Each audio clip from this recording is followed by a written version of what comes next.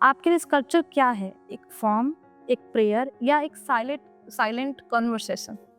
आ, इसको मैं बिल्कुल कुछ शब्द नहीं देना चाहता हूँ। मूलतः स्कल्पचर चित्र हो, मूर्ति हो, प्रिंट हो, ड्राइंग हो, ये सब अभिव्यक्ति का माध्यम है। मैं नहीं समझता हूँ कि कला के लिए कोई एक निश्चित मानदंड होगा, एक निश्चित सोच होगी, या अपने कृतियों के लिए आप निश्चित एक परिभाषा तय करेंगे। व्यक्ति है तो इमोशन है, मानव है तो इमोशन है, जानवरों में भी इमोशन होता है। नए ढंग से विजुअल लैंग्वेज को देखने का, विजुअल लैंग्वेज को कैसे एक्सप्लोर किया जाए with your original thought process. जब आप एक स्कल्पचर पर काम करते हैं तो क्या पहले डिजाइन सोचते हैं या मटेरियल खुद इंस्पायर करता है आपको? दोनों चीज़ें होती हैं, और दोनों चीज़ों के पीछे बहुत सारे कारण होते हैं। अवेलेबिलिटी ऑफ मटेरियल होता है, फाइनेंशियल कंडीशन होता हर कला एक भावना है। रंग हो या मिट्टी, ब्रश हो या थोड़ा, जब आर्टिस्ट कुछ बनाता है तो वो अपने अंदर का एक टुकड़ा दुनिया को दे जाता है। स्कल्पचर एक ऐसी कला है जहाँ हाथ मिट्टी को छूते हैं पर रूह उसे जिंदा करती है। नमस्ते दोस्तों, वेलकम टू आर्टोपीडिया, जहाँ हर कला बोलती है, जहाँ हम बात करते हैं उन लोगों से जो आर्ट को जीते हैं और हर एक क्रिएशन में इमोशन भर देते हैं। आज हमारे साथ हैं एक ऐसे शिल्पकार जिनके काम में मिट्टी से मूर्ति तक का सफ़र एक कहानी बन जाता है। Professor P Rajeev Nayan, dean faculty of fine arts, doctor Shakuntala Mishra, national rehabilitation university Lucknow. Sir ने अपना बीएफए बनारस हिंदू यूनिवर्सिटी से और MFA MS university of Baroda से किया, और उन्होंने जापान, ग्रीस, मॉरिशस जैसे देशों में इंडिया को रिप्रेजेंट किया। उन्होंने UNESCO world heritage park Mauritius में इंडियन स्कल्पटर के रूप में काम किया और आर्ट एजुकेशन के फील्ड में 30 साल से भी ज़्यादा का अमूल्य योगदान दिया है। तो चलिए आज हम उनसे जानेंगे उनके सफ़र के बारे में, उनके स्कल्पचर्स के इमोशंस के बारे में और उनके नज़रिए से इंडियन स्कल्पचर की पहचान के बारे में। तो नमस्कार सर। नमस्कार। हम थोड़ा बहुत आपकी जर्नी और आपके लाइफ के बारे में जानेंगे। सर, सबसे पहले हम आपसे ये जानना चाहेंगे, आपका स्कल्पचर से रिश्ता कैसे बना? क्या कोई ऐसा मोमेंट था जहाँ लगा कि क्या यही है मेरा मीडियम है? नहीं, मेरे साथ कुछ अलग तरह की पृष्ठभूमि रही है। मेरे पिता स्कल्पटर हैं, अभी 92 वर्ष के हैं, और राम किंकर बैच के छात्र रहे हैं। अरे वाह! तो मेरा सौभाग्य है, मेरे चाचा भी मूर्तिकार हैं, वो भी राम किंकर बैच के छात्र रहे हैं। दोनों लोग शांति निकेतन के प्रोडक्ट हैं। और मैंने जब आंखें खोली तो कला के बीच में मेरे घर में साहित्य का माहौल था। 2-3 जनरेशन पहले से हमारे जो पूर्वज थे वो साहित्य, संगीत, कला के क्षेत्र में निरंतर कार्यरत थे।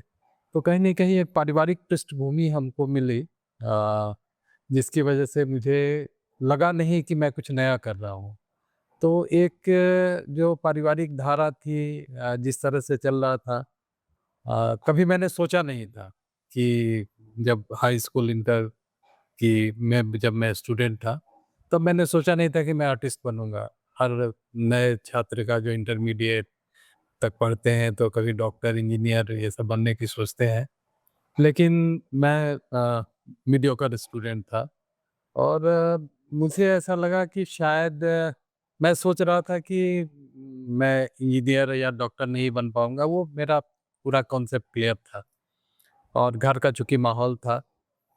तो इंटरमीडिएट के बाद नॉर्मली क्या होता है कि जब आदमी एक नए करियर की शुरुआत करता है, हर नए युवा जो भी बच्चे होते हैं, तो इंटरमीडिएट के बाद कहीं न कहीं एक उसको दिशा में जाना होता है। मैं इंटरमीडिएट का एग्ज़ामिनेशन दिया और फिर मैं बनारस चला गया। मेरे चाचा बीएचयू में प्रोफ़ेसर थे, मूर्तिकला के ही। तो मैं उनके घर गया, और मैं जिस फ्लैट में रहता था, उसी फ्लैट में प्रोफ़ेसर केवी जेना रहते थे। बहुत ही भारत के बहुत ही मशहूर सिरामिक आर्टिस्ट। तो उनके सिरामिक को जब मैं देखा तो मुझे लगा कि शायद मैं सिरामिक करूँगा। और फिर मैंने इच्छा ज़ाहिर की, घर में मैंने बताया। पहले मेरी कभी कुछ यदा-कदा कुछ कर लेता था, लेकिन आर्टिस्ट बनने का कभी मेरा अ, कभी मैंने परिकल्पना की ही नहीं थी कि मैं आर्टिस्ट बनूँगा। जब केवी जेना साहब को देखा और उनके कार्यों को देखा तो मुझे पॉटरी से बड़ा अट्रैक्शन हुआ। मैंने अपने चाचा से कहा कि मैं एडमिशन लेना चाहता हूँ बीएचयू में, और बीएचयू फैकल्टी से मैं बहुत प्रभावित हुआ। वहाँ का जो इंफ्रास्ट्रक्चर था, जो एटमॉस्फेयर था उस समय, तो मैंने इच्छा ज़ाहिर की, तो उन्होंने कहा ठीक है आप एडमिशन टेस्ट दो। मैंने टेस्ट दिया, मेरा एडमिशन हुआ, तो बेसिकली मैं पॉटरी पढ़ने के लिए गया। बीएचयू में हमारे समय में 2 साल के प्रिपरेटरी कोर्स हुआ करते थे। फर्स्ट ईयर, सेकंड ईयर के बाद थर्ड ईयर से स्पेशलाइजेशन होता था। लेकिन इन 2 वर्षों में पॉटरी मेरे लिए फिर सेकेंडरी बन गया। मेरा रुझान स्वतः मूर्तिकला की तरफ होता गया, और फिर मैंने निश्चय किया कि नहीं, मैं मूर्तिकार बनूँगा, और वहाँ से मेरी कला की जर्नी शुरू होती है। एक मूर्तिकार के रूप में मेरी जर्नी शुरू होती है। अरे वाह सर! ये बहुत सौभाग्य की बात है कि आप ऐसे एटमॉस्फेयर में पले बढ़े, क्योंकि बहुत सारे आर्टिस्ट को या स्टूडेंट्स को ऐसा माहौल मिलता ही नहीं है, या बहुत नया माहौल होता है उनके लिए, क्योंकि उनके घर में ऐसा कोई आर्टिस्ट रहता नहीं है। जैसे मेरे घर में ऐसा कोई आर्टिस्ट रहा नहीं है, तो मुझे बहुत मुश्किल हुई ऐसे आर्ट की दुनिया में जाने के लिए, क्योंकि पेरेंट्स मान नहीं रहे थे। बहुत अच्छा लगा सर ये जान के। आपके लिए स्कल्पचर क्या है? एक फॉर्म, एक प्रेयर, या एक साइलेंट कन्वर्सेशन? अ, इसको मैं बिल्कुल कुछ शब्द नहीं देना चाहता हूँ। मूलतः स्कल्पचर चित्र हो, मूर्ति हो, प्रिंट हो, ड्राइंग हो, ये सब अभिव्यक्ति का माध्यम है। और सबको पता है कि जो विजुअल आर्ट है वो दृश्य भाषा है, और उस दृश्य भाषा में कुछ भी हो सकता है। तो मैं आज के परिवेश में अगर मैं देखता हूँ तो मैं ना कोई भाषा एक भाषा दे सकता हूँ, ना किसी सीमा में बांध सकता हूँ। अब आज आधुनिक युग में, वर्तमान युग में ये सारी बाउंड्रीज खत्म हो चुकी हैं। खत्म हो चुके हैं, सही बात है। तो हम ना तो पेंटिंग बोल सकते हैं, ना स्कल्पचर बोल सकते हैं, ना एक अपनी कृतियों के लिए कोई भाषा बोल सकते हैं, या कोई एक डेफिनेशन दे सकते हैं। मैं इससे बिल्कुल अलग सोचता हूँ। 2-3 चीज़ें मैं, चूँकि मैं शिक्षक भी हूँ और एक लंबा अनुभव मेरा रहा, 35 वर्ष हो गया पढ़ाते हुए, बच्चों के साथ रहते हुए। नए-नए बच्चे आते हैं, नए-नए ढंग से प्रयोग करते हैं, नई ऊर्जा के साथ आते हैं, नई सोच के साथ आते हैं। तो इन समस्त परिस्थितियों को देखकर मुझे लगता है कि अ, ये बिल्कुल व्यक्तिगत है कि कला को किस रूप में आप देखते हैं।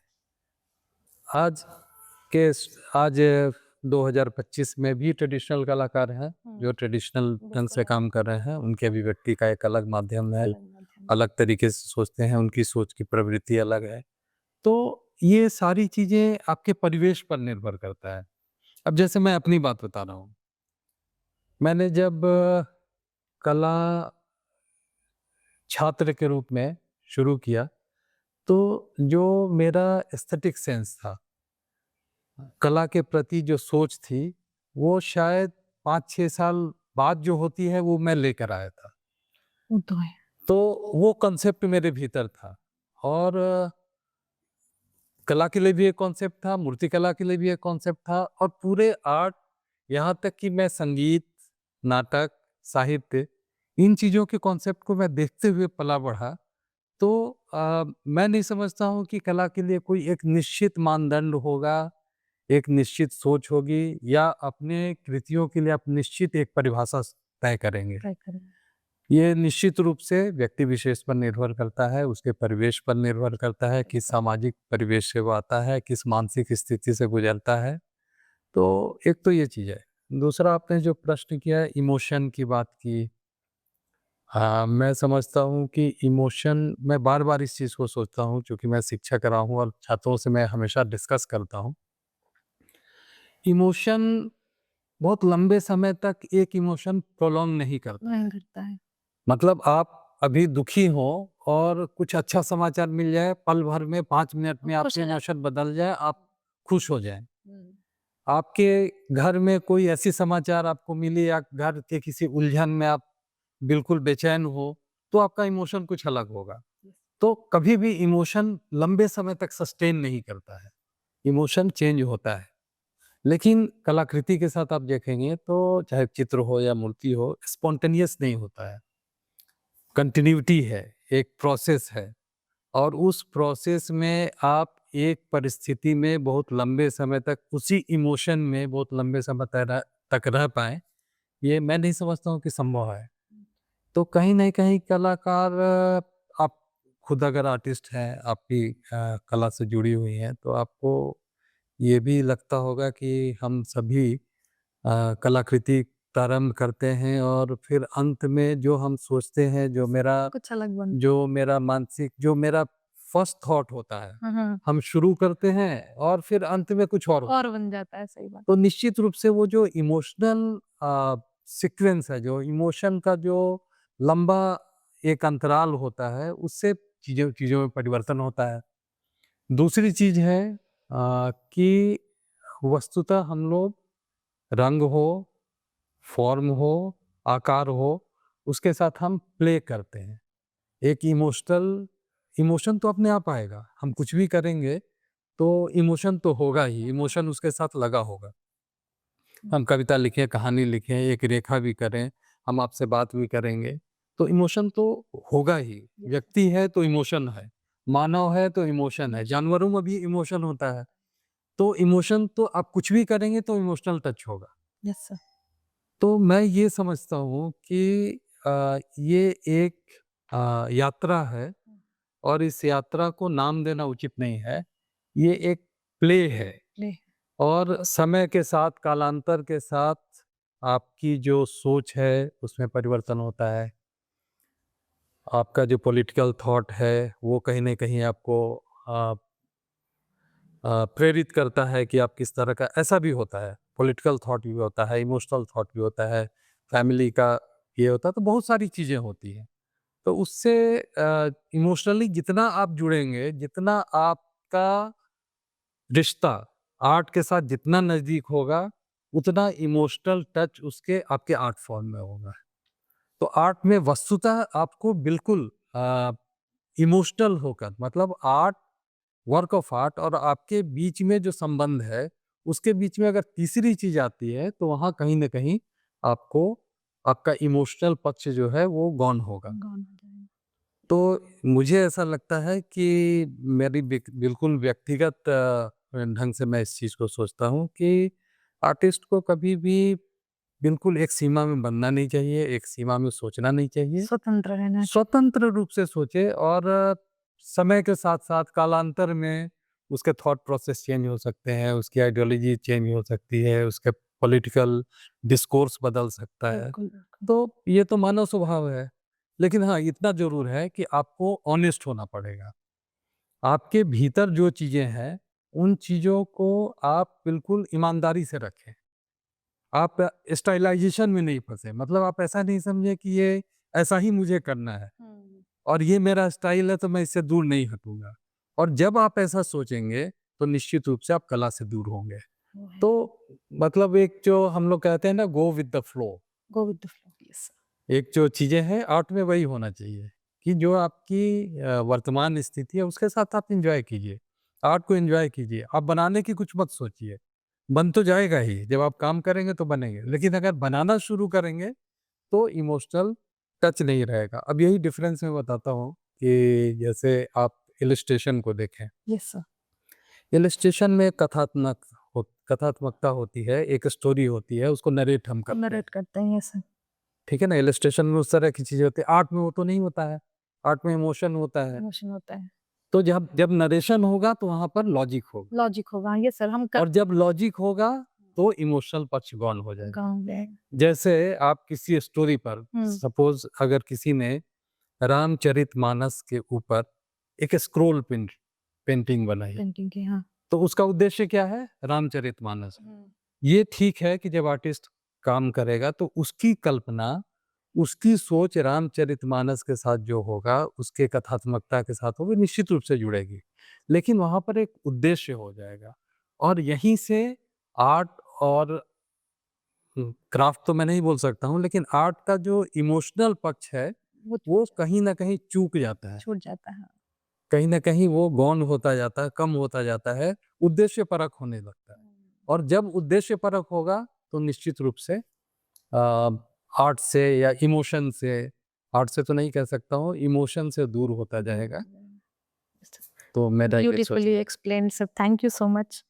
आपने बनारस और बड़ौदा जैसे स्ट्रॉन्ग आर्ट ट्रेडिशनल वाले शहरों में स्टडी किया। हुँ, हुँ। उन एक्सपीरियंसेस ने आपके आर्टिस्टिक थॉट को कैसे शेप किया? मतलब बनारस हिंदू विश्वविद्यालय हुँ, बनारस अपने आप में एक बहुत बिल्कुल। सांस्कृतिक जगह है। देखिए हर टीचिंग इंस्टीट्यूशन का अपना एक उसकी अपनी एक ऐतिहासिक पृष्ठभूमि होती यस है, सर। उसकी अपनी एक पृष्ठभूमि होती है, जो शिक्षक वहाँ होते हैं उनका अपना बैकग्राउंड होता है, शहर का प्रभाव होता है। तो ये सब चीज़ें आर्ट इंस्टीट्यूशन पे पड़ती हैं। जैसे लखनऊ आर्ट्स कॉलेज है और बनारस है, बहुत पास-पास है लेकिन दोनों के कल्चर में डिफरेंस है। बहुत, बहुत। और कल्चर में जब डिफरेंस होता है तो आर्ट में वो परिलक्षित होता है, बिल्कुल। निश्चित रूप से होता है। वैसे ही अगर हम लोग देखें तो बनारस का जो माहौल था, बनारस का जो आर्ट सिनेरियो था, बनारस के जो टीचर थे, ग्रामेटिकली वो लोग बहुत स्ट्रॉन्ग थे बहुत। और स्किल वहाँ बहुत इम्पोर्टेंट था। वहाँ पर जो एक आर्ट का जो फंडामेंटल था, आर्ट की जो ट्रेनिंग थी, आपको सक्षम बनाने के लिए, एक कलाकार को एक्सप्रेशन के लिए स्किल डेवलप करना चाहिए। थॉट प्रोसेस तो बाद की बात है, लेकिन जब तक आपको स्किल नहीं आएगा तो आप अपने थॉट प्रोसेस को एक्सप्रेस भी नहीं कर पाएँगे। सही बात है। ऐसा होता है ना? हुँ। तो मुझे लगता है कि बनारस और बड़ौदा में जो डिफरेंस है, बड़ौदा में जहाँ एक और स्किल बहुत इम्पोर्टेंट है, बनारस में स्किल बहुत इम्पोर्टेंट था। ग्रामर, आर्ट का ग्रामर बहुत इम्पोर्टेंट था। फ़ॉर्म के प्रति जो जागरूकता थी, फ़ॉर्म का जो अपना ग्रामर है, वो जितना स्ट्रॉन्ग था, बड़ौदा बिल्कुल फ़र्क था। तो जब मैं बनारस में था, तो बनारस में स्ट्रॉन्ग फाउंडेशन के साथ मैं गया। मतलब मेरा फाउंडेशन बहुत अच्छा था। जैसा कि बड़ौदा के जो बच्चे वहाँ से अंडर ग्रेजुएट करते हैं, हाँ, बीएफए करके जो जाते हैं, उन बच्चों का उतना स्ट्रॉन्ग नहीं होता है। इसलिए कि वहाँ पर जो थॉट प्रोसेस है, वो बहुत इम्पोर्टेंट है। तो बड़ौदा जाने से मुझे क्या हुआ कि बनारस का जो स्किल का, आर्ट के प्रति, फॉर्म के प्रति जो मेरी अपनी सेंसिबिलिटी जो डेवलप हुई और उसके साथ बड़ौदा का जो थॉट प्रोसेस था, वो दोनों का जब सामंजस्य हुआ, तो मैं बहुत ही मजबूती से, मतलब मुझे अपने काम को कभी-कभी जब अपने पृष्ठभूमि में जाता हूँ, तो बड़ौदा में अपने शिक्षकों से प्रभावित होकर मैंने बहुत काम किया। मुझे स्वयं लगता है, उस समय नहीं लगता था, आज मैं पीछे जब जाकर देखता हूँ तो मुझे लगता है कि मैं प्रभावित था और स्वाभाविक भी है। मतलब किसी भी छात्र को अपने शिक्षक से प्रभावित होना बहुत लाज़मी है। बिल्कुल सर। अ, लेकिन बड़ौदा जाने के बाद बड़ौदा में जो ट्रेनिंग का पर्पस था, जो वहाँ पर माहौल था, वहाँ पर एक्सपेरिमेंटेशन, थॉट प्रोसेस, आप क्या कर रहे हैं? क्या कर रहे हैं, क्यों कर रहे हैं, that is more important then your skill. Yes. लेकिन अगर आपके साथ स्किल भी जुड़ा हो और आपका मेंटल स्ट्रेंथ, आपका थॉट प्रोसेस भी अगर उसके साथ जुड़ जाता है, तो निश्चित रूप से एक नई धारा को जन्म देता है और आप अपने को एक कलाकार के रूप में एस्टैब्लिश कर पाते हैं। तो बड़ौदा में मुझे वो लगा कि ये कॉम्बिनेशन बहुत अच्छा है और मैं आपको बताना चाहूँगा कि मेरे पहले प्रोफ़ेसर लतिका कट गई थी और प्रोफ़ेसर मदन लाल बनारस से बड़ौदा गए थे। मैं तीसरा व्यक्ति था। मूर्तिकला में शायद कोई पेंटिंग में गया हो तो मुझे नहीं ध्यान है, लेकिन मूर्तिकला में मैं तीसरा व्यक्ति था जिसका ओरिएंटेशन बीएचयू से हुआ था और मास्टर्स में बड़ौदा गया। आप तीनों मूर्तिकारों को देखेंगे, मेरे बाद भी कुछ लोग गए हैं और बहुत अच्छा काम कर रहे हैं। तीनों मूर्तिकारों का आप देखेंगे कि फाउंडेशन बहुत स्ट्रॉन्ग है और उसके साथ जब थॉट प्रोसेस बढ़ा तो निश्चित रूप से एक नए ढंग से विजुअल लैंग्वेज को देखने का, विजुअल लैंग्वेज को कैसे एक्सप्लोर किया जाए, कैसे फॉर्म को एक्सप्लॉइट किया जाए with your original thought thought process. Process. तो ये बहुत महत्वपूर्ण है और मुझे लगता है कि हमेशा अ, छात्रों को इंस्टीट्यूशन चेंज करना भी चाहिए। जैसे अगर अंडर ग्रेजुएट आप कर रहे हैं, लखनऊ से कर रहे हैं तो कोशिश कीजिए आप बड़ौदा जाएँ, शांति निकेतन जाएँ या एक्सप्लोर दक्षिण भारत करें। में एक्सप्लोर करें। दूसरी जगह जाएँ तो दूसरे सराउंडिंग में जाएँगे तो निश्चित रूप से आपको कुछ और चीज़ें ऐड ऑन होंगी आपके साथ। बिल्कुल, बिल्कुल। आपके थॉट प्रोसेस में चेंज होगा, आपके वर्किंग स्टाइल में चेंज होगा।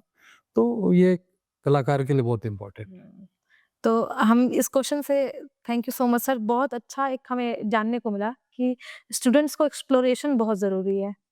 मतलब आर्ट, आप जिस भी आर्ट कॉलेज में हैं, आपको दूसरे आर्ट कॉलेज जाके ज़रूर देखना चाहिए। वहाँ के आर्ट फॉर्म्स को, वहाँ के प्रोफ़ेसर से मिलना चाहिए, बहुत कुछ सीखने को मिलता है। Thank you so much sir. जब आप एक स्कल्पचर पर काम करते हैं, तो क्या पहले डिज़ाइन सोचते हैं या मटेरियल खुद इंस्पायर करता है आपको? क्योंकि आप चूँकि हम जानते हैं कि आप बहुत सारे मटेरियल्स में काम करते हैं, तो इस पे आपका क्या वो है? दोनों चीज़ें होती हैं। ऐसा भी मैं नहीं कह सकता हूँ कि कई बार क्या होता है कि अवेलेबिलिटी ऑफ आप काम करना चाहते हैं और आपके पास अवेलेबिलिटी ऑफ मटेरियल क्या है। जैसे अभी आप मेरी इच्छा हो सेरामिक करने की, सेरामिक के लिए यहाँ मेरे पास इंफ्रास्ट्रक्चर नहीं हो तो मैं चाहकर भी नहीं कर पाऊँगा। नहीं कर पाऊँगा। तो एक तो ये चीज़ है। दूसरी चीज़ है कि मटेरियल को आप कैसे एक्सप्लॉइट कर रहे हैं और मटेरियल का जो सिलेक्शन है अकॉर्डिंग टू योर कॉन्सेप्ट या मटेरियल के हिसाब से आप अपने कॉन्सेप्ट को कैसे कन्वर्ट करते हैं। दोनों चीज़ें हैं। आप मटेरियल के हिसाब से अपने थॉट प्रोसेस को चेंज करते हैं या थॉट प्रोसेस के हिसाब से मटेरियल मटेरियल को को चेंज करते हैं। चेंज करते हैं, सेलेक्ट करते हैं। अच्छा। दोनों चीज़ें होती हैं और दोनों चीज़ों के पीछे बहुत सारे कारण होते हैं। अवेलेबिलिटी ऑफ मटेरियल होता है, फाइनेंशियल कंडीशन होता है। मान लीजिए आप मेटल में काम करना चाहते हैं, बहुत एक्सपेंसिव आप नहीं कर सकते हैं तो आप टेराकोटा करते हैं, सही बात है। आप कुछ और करते हैं। ये चीज़ें भी होती है। बहुत बहुत सारे स्टूडेंट होते हैं जिनको कैनवास पे करने की इच्छा है और उनके पास मटेरियल नहीं है तो पेपर पर करते हैं। पेपर पे कर लेकिन ऐसा नहीं कि पेपर पर जो करते हैं वो इन्फीरियर हो गया। आपके पास मटेरियल कोई बाध्यता नहीं है। मेरे हिसाब से किसी भी कला छात्र के लिए, किसी भी कलाकार के लिए मटेरियल बाध्यता नहीं है अगर उसका थॉट प्रोसेस, अगर उसका कॉन्सेप्ट क्लियर है, उसको क्या करना वो पता है तो सिलेक्शन ऑफ मटेरियल आसान हो जाती है। आसान हो जाता है और वो खुद चूज़ कर सकता है बिल्कुल। और कॉन्सेप्ट में भी वो परिवर्तन कर सकता है मटेरियल के हिसाब से। तो दोनों चीज़ें आपस में बड़ी जुड़ी हुई हैं। मैं समझता हूँ कि इसको मतलब हम ऐसा नहीं कह सकते हैं कि मटेरियल का पहले सिलेक्शन करते हैं फिर कंपोजिशन सोचते कंपोज़िशन हैं कर या कंपोजिशन पहले सोच लेते हैं मटेरियल पहले। मैंने पहले भी कहा कि कई बार क्या होता है कि हम शुरू करते हैं, एक मेरा कॉन्सेप्ट कुछ और होता है। कई बार तो ऐसा भी होता है कि आपने शुरू किया, जैसे मैं मूलतः स्टोन कार्वर हूँ, उसके साथ मैंने कई सारे मटेरियल कंबाइन भी किया। लेकिन मूल रूप से अब मैं अपने को स्टोन कार्वर समझता हूँ। मेटल को भी मैंने कंबाइन किया है, मेटल में अलग से भी मैंने काम किया।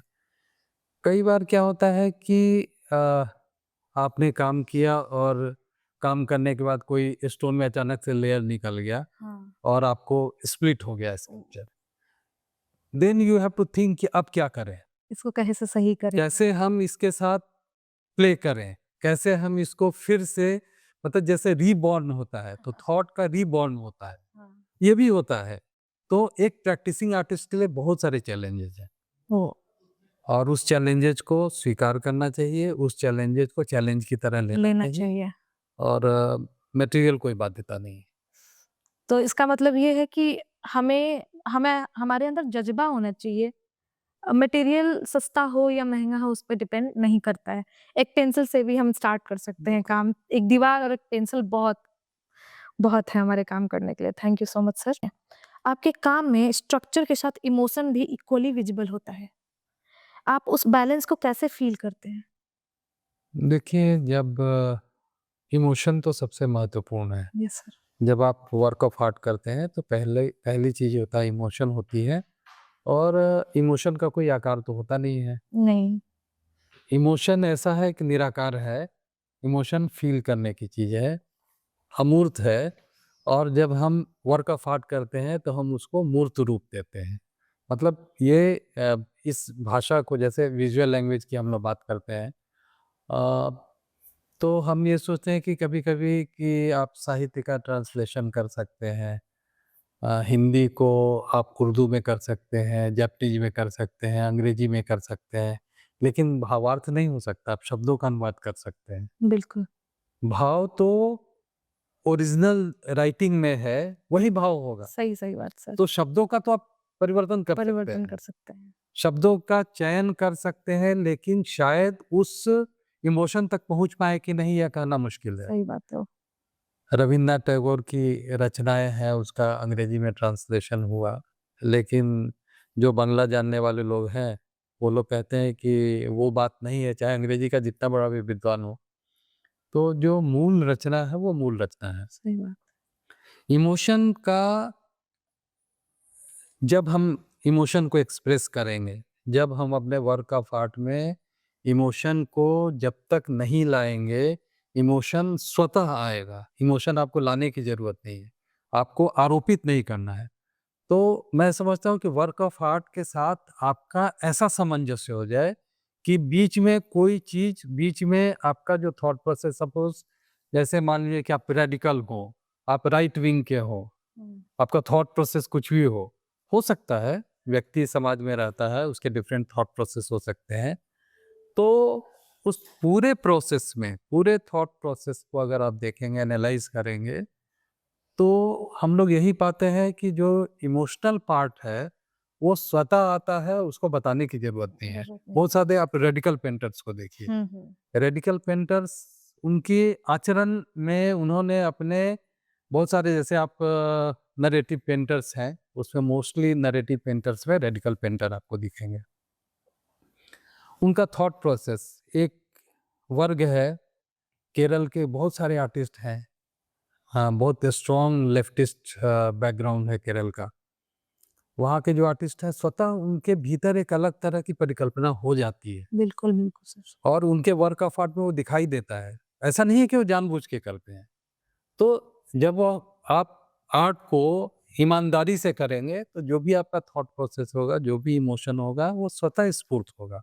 उसके लिए आपको कोई परिभाषा या कोई आपको अलग लैंग्वेज तैयार करने की ज़रूरत नहीं। तो मैं समझता हूँ कि आर्ट को बिल्कुल ईमानदारी से करें, वर्क ऑफ आर्ट, और आपके बीच में सारी दूरियाँ अगर ख़त्म हो जाएँगी, तो फिर आपका इमोशन और आर्ट फॉर्म अपने आप हो जाए। 2 चीज़ें रहेंगी, तीसरी कोई चीज़ आएगी नहीं। फिर आपको कुछ आरोपित करने की ज़रूरत नहीं है, आपको अपने वर्क के लिए एक्सप्लेनेशन की ज़रूरत नहीं है। नहीं, वो अपने आप बोलेगा, वर्क ऑफ आर्ट खुद बोलता है। खुद बोलता है। तो मैं नहीं समझता हूँ कि किसी परिभाषा की ज़रूरत है या किसी विशेष थॉट प्रोसेस पहले तैयार करके फिर वर्क ऑफ आर्ट करने की ज़रूरत है। स्वतः स्फूर्त है। Thank you sir. आपको यूनेस्को और ग्रीस के इंटरनेशनल प्रोजेक्ट्स में इंडिया का रिप्रेजेंटेशन करने का मौका मिला। वहाँ के आर्टिस्ट और एनवायरनमेंट में क्या नया सीखने को मिला आपको, जो मतलब यहाँ से कुछ अलग सीखने को मिला इंटरनेशनली? देखिए, मुझे लगता है कि जो विज़ुअल लैंग्वेज है पूरे विश्व में, एक यही भाषा है जहाँ पर, जिसको हम बोल सकते हैं कि विश्वव्यापी है। एक जापानीज़ अंग्रेजी नहीं समझ सकता है, हिंदी का व्यक्ति अंग्रेजी नहीं समझ सकता है, लेकिन आर्ट अकेली ऐसी भाषा है, विजुअल लैंग्वेज अकेली ऐसी भाषा है, जहाँ आपको अ, एक्सप्लेन करने की ज़रूरत नहीं है। एक पेंटिंग को देखने के लिए आपकी आपकी जो दृष्टि होती है, वो चाहे तो जापानीज़ पेंटर की हो या चाइनीज़ पेंटर की हो या इंडियन पेंटर की हो, वो आप अगर आर्टिस्ट हैं और लैंग्वेज को आप समझते हैं, तो ये बाउंड्री नहीं है, बिल्कुल नहीं है। तो मैं समझता हूँ, मुझे ऐसा लगा, और भी कंट्रीज़ में आर्टिस्टों के साथ काम करने का मौका मिला, बाहर भी मैंने आर्टिस्टों के साथ काम किया है, कैंप्स में काम किया, दूसरे देशों में काम किया। भारत में बहुत सारे आर्टिस्ट आए हैं, जिनके साथ इंटरनेशनल सिम्पोजियम्स होते हैं, उसमें मैंने काम किया है, दर्जनों सिम्पोजियम में काम किया है। मुझे कभी नहीं लगा कि ये इंडियन पेंटर है, ये जापानीज़ पेंटर है। हाँ, ज़रूर ये होता है कि एक जो ओरिएंटेशन होता है, वो फ़र्क होता है। जैसे जापानीज़ स्कल्पटर की बात मैं बता रहा हूँ। जापानीज़ लोग जो होते हैं, बड़े ही कैलकुलेटिव होते हैं। उनका रहन-सहन हो, उनका अ, काम करने का तरीका होता है, दे आर वेरी कैलकुलेटिव। मतलब इंच भी इधर उधर नहीं नहीं होता होना है। चाहिए। अगर ज्योमेट्रिकल फॉर्म है तो पूरे परफेक्शन से काम करेंगे। इंडियन लोग बहुत इमोशनल ढंग से काम करते हैं। ये फर्क हो सकता है, लेकिन एक जापानीज स्कल्पटर कॉन्टेम्परेरी स्कल्पटर है, फ्रेंच स्कल्पटर है, फ्रेंच पेंटर है, उसका काम देखें या इंडियन पेंटर का काम देखें तो ऐसा आप नहीं बोल सकते कि ये काम हमको समझ नहीं आ रहा है क्योंकि वो जापानीज का है। जापानीज है। तो ये दृश्य भाषा ही मैं समझता हूँ और ये सच भी है कि दृश्य भाषा ही एक ऐसी भाषा है जो विश्वव्यापी है। तो कोई भी कम्युनिकेशन इस भाषा में बहुत आसानी से किया जा सकता है। इसमें आपको लैंग्वेज बार नहीं है। तो इसलिए बहुत सारी चीज़ें आपने जब दूसरे कल्चर में जाता है, मतलब आप नॉर्थ में रहते हैं और साउथ में जाते हैं, तब भी आपको परिवर्तन दिखता है, बिल्कुल, बिल्कुल। कल्चर का परिवर्तन दिखता है। वैसे ही आप दूसरे देश में जाएँगे तो वहाँ कल्चर का परिवर्तन होता है। भारत ही इतना विशाल है कि एक कोने से दूसरी जगह जाएँगे तो आपको डिफरेंट कल्चर दिखेगा। बिल्कुल। तो देश बदलने पर तो निश्चित रूप से होगा, वो भी स्वाभाविक है। लेकिन आर्ट के साथ ऐसी कोई बाउंड्री नहीं। बाउंड्री नहीं है। ये सबसे अच्छी खूबसूरत बात है हमारे आर्ट में कि आर्टिस्ट आर्टिस्ट होता है, बस। उसकी कोई नेशनैलिटी और कुछ भी वो नहीं होता है। चलिए सर, अ, क्या आपको लगता है कि हमारी इंडियन एस्थेटिक फिलॉसफी जो है, जैसे भाव, रस और शिल्प शास्त्र, आज भी कंटेम्प्रेरी आर्ट वर्ल्ड में रिलेवेंट है, जो आजकल आर्टिस्ट हो रहे हैं? हाँ, बिल्कुल है। थॉट प्रोसेस जो इंडियन थॉट प्रोसेस है, वेस्टर्न थॉट प्रोसेस है, दोनों में बहुत भिन्नता है। आप चाहे तो आप एंशिएंट स्कल्पचर देखें, अ, वेस्टर्न आर्ट देखें और इंडियन आर्ट देखें, सेम पीरियड का देखें, तो आप सहज रूप से रिकॉग्नाइज कर सकते हैं कि ये वेस्टर्न है, ये इंडियन है। अब दोनों में डिफरेंस क्या है? ये बहुत महत्वपूर्ण है और खासकर छात्रों के लिए ये बहुत ही जानना ज़रूरी है और जानते भी हैं। आप किसी इंडियन स्कल्पचर को, अजंता एलोरा के स्कल्पचर को देखिए और ग्रीक स्कल्पचर को देखिए, तो आप ये बता देंगे कि ये वेस्टर्न है, ये इंडियन स्टाइल है। अब उसके पीछे क्या कारण है? कैसे हम ऐसे करते हैं? हम कैसे डिफाइन करते हैं? जो इंडियन स्कल्पचर है, जो इंडियन आर्ट है, वो भाव प्रधान है और भाव प्रधान तो अ, वेस्ट के भी आर्ट है, ऐसा नहीं है कि भाव प्रधानता की कमी हो, लेकिन जो इंडियन आर्ट में एक सौंदर्य को समझने के लिए एक मानदंड तैयार किया गया और उस मानदंड के हिसाब, जैसे आँखों के लिए कि व्हाट इज़ द बेस्ट, मतलब सबसे खूबसूरत आँख क्या हो सकती है? तो उसके लिए डेफिनिशन है। मछली किसे हाँ, है और उँगलियों का आप देखिए जो स्ट्रक्चर है, इंडियन स्कल्पचर का जो स्ट्रक्चर है, क्या रियल एनाटॉमी है? नहीं है। नहीं। जो त्रिभंग मुद्रा है, हुँ। वो त्रिभंग मुद्रा क्या मानव शरीर की रचना के अनुसार है? नहीं है। नहीं। लेकिन पश्चिम की मूर्तियों में है, हुँ, जैसा देखा वैसा बना। वैसा ही बनाया। भारत में जो इंडियन आर्ट है, इंडियन आर्ट में ब्यूटी के लिए एक कॉन्सेप्ट बना, जैसे नारी सौंदर्य के लिए कि नारी के शरीर के जो सौंदर्य है, जो मानदंड है, वो सब सर्वाधिक सुंदर क्या है, सुंदर। उसकी एक परिकल्पना की गई। त्रिभंग मुद्रा कभी भी नारी का इस तरह से कोई महिला नहीं होती है, लेकिन वो पूरे इंडियन आर्ट में आप देखेंगे तो वो आपको कॉन्सेप्ट दिखता है, फॉर्म का वो कॉन्सेप्ट दिखता है। लेकिन वेस्ट में क्या होता है? वेस्ट में जैसा देखा वैसा बनाया। बनाया। अब देखिए डिफरेंस क्या है। दो चीजें हैं, एक होती है फोटोग्राफिक। फोटोग्राफिक क्या होती है कि आपने क्लिक किया, कैमरे की नजर से देखा, तो जो देखा वैसा आपने बनाया। वहां भी इमोशन हो सकता है, स्टोरी हो सकता है, नरेशन हो सकता है। बिल्कुल। इंडियन आर्ट में बिल्कुल फर्क है। इंडियन आर्ट में कॉन्सेप्ट, ब्यूटी का कॉन्सेप्ट स्वयं निर्धारित किया गया है, जो मानव के वास्तविक शारीरिक रचना के से भिन्न है बिल्कुल भिन्न है, हाँ। है ना? तो ये इंडियन आर्ट वेस्टर्न आर्ट में ये मूल अंतर है कि भारतीय कला विशेष रूप से सौंदर्य की जो परिभाषा है वो निश्चित मानदंड, जो रियल एनाटॉमी है, जो नेचुरलिज्म है, उससे अलग हटकर रियलिज्म की तरफ है। अब हमको ये दोनों में फ़र्क समझना होता है। एक होता है नेचुरल, एक होता है रियल। रियल क्या होता है? जो फ़ील हम करते हैं, जो फ़ील करते हैं वो रियल होता है। नेचुरल क्या होता है? जैसा दिख रहा है वैसा वो नेचुरल होता है। नेचुरल। तो हमारे जो इंडियन आर्ट में है, वहाँ पर फ़ीलिंग बहुत महत्वपूर्ण है और उसी हिसाब से सौंदर्य की परिकल्पना की गई है। बिल्कुल, बहुत सुंदर सर। अब जो आज के student fast paced digital world में जा रहे हैं, उन्हें कल्चर जैसे टैक्टाइल मीडियम से कनेक्ट करवाना कितना चैलेंजिंग है? जैसे कि हम अ, आजकल तो जो आर्टिस्ट हैं ज़्यादातर पेन टैब से काम कर रहे हैं या डिजिटल वर्क की तरफ वो हो रहे हैं। हुँ, हुँ। तो उनको आप कैसे इस कल्चर की तरफ वो करते हैं? नहीं देखिए ये स्वाभाविक है। समय के साथ-साथ तकनीकी विकास होता है बिल्कुल, और तकनीकी विकास जब होगा तो वो आपकी सभ्यता पर भी उसका असर पड़ता है। बिल्कुल। जो प्रिमिटिव लोग जैसे रहते थे, आधुनिक अभी वर्तमान में जो लोग रहते हैं, दोनों के कल्चर में अगर आप देखेंगे तो बहुत फ़र्क है।